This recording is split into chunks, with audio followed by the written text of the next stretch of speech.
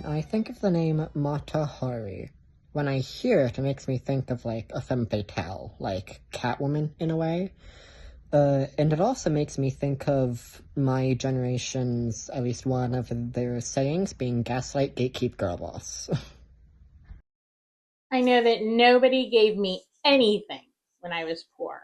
And I know that everything is wonderful when I have money. Mata Hari in a letter to her father in 1906. Quayla's book is not a history book. And in all honesty, we'll be pointing out quite a few areas of concern in the narrative.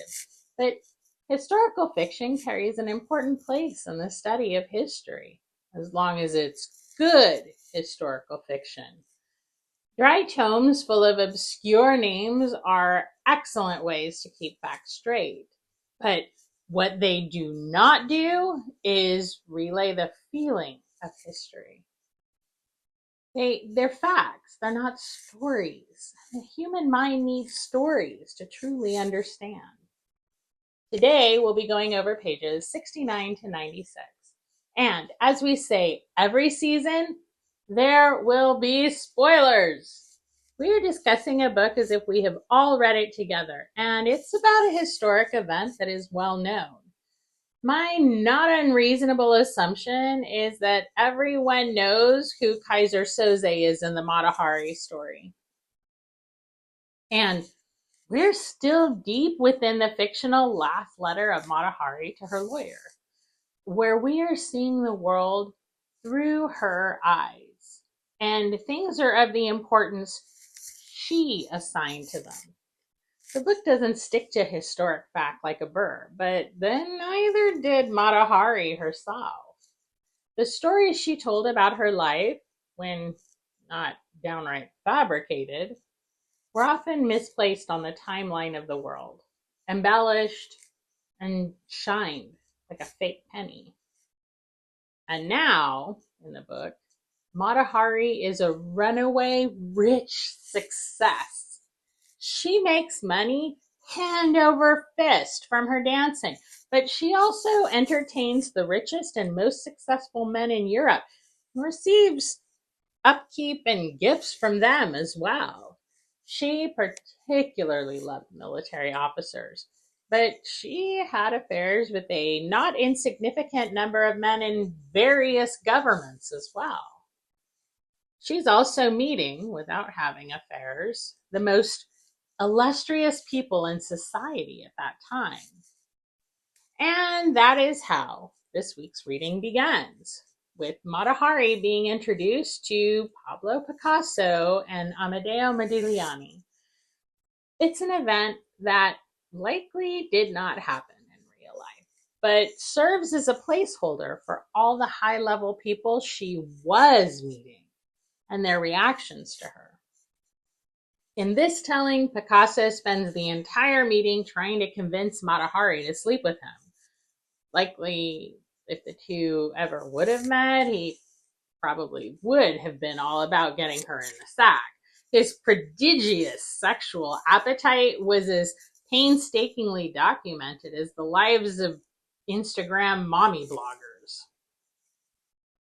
In reality, the years until the beginning of World War I were a busy blur of lovers, dancing, fame, and fortune for Mata Hari. She was ascending to the heights of fame, along with modern dancers such as Isadora Duncan. In fact, in 1906, Duncan and Mata Hari were both present in Vienna at the same time, leading to the War of the Tights, wherein all of Europe was waiting to see who would sell the most tickets to their dance show. Mata Hari won, but it was likely greatly helped by one of her non-sexual, non-dancing talents. She was a polyglot who spoke Dutch, German, English, and French fluently, and smatterings of several other languages as well. The War of the Tights put an end to her most lucrative sexual arrangement, but even that ended quite well for Mata Hari with a settlement of over $1 million in today's money. She wasn't just dumped. Separated but still married, Rudolph could no longer take the stories being circulated, and he finally divorced her in 1906. The divorce decree was not kind to the flamboyant dancer. Basically said over and over that she was an unrepentant hussy. Ever ready for a fight? Her father responded with a book entitled The Novel of Mata Hari, Mrs. M.G. MacLeod Zell, the biography of my daughter and my grievances against her former husband. Of course, only he received proceeds from the book, which, where it wasn't fully engaged in slandering Rudolph, was fabricating Mata Hari's stories more than she did herself. As Mata Hari later told G.H. Preem, even though the book was a defense of her honor, she didn't appreciate it at all. She felt that it made her look like a weepy wife and spoiled her artistic image. Truthfully, Mata Hari didn't care a fig for what people thought about her lifestyle, and she had no regrets for her behavior.